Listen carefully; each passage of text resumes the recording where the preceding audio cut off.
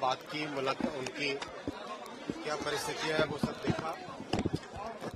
करीब करीब सभी पेशेंट्स को अपने परिवार से बातचीत हो चुकी है, उनका संपर्क हो गया है। भद्रक मेडिकल के जितने भी डॉक्टर्स और स्टाफ हैं सबको मैं बहुत धन्यवाद देना चाहूंगा। बहुत ही अच्छे तरीके से आपने सुचारू तरीके से सबकी सेवा की है, सभी पेशेंट्स की।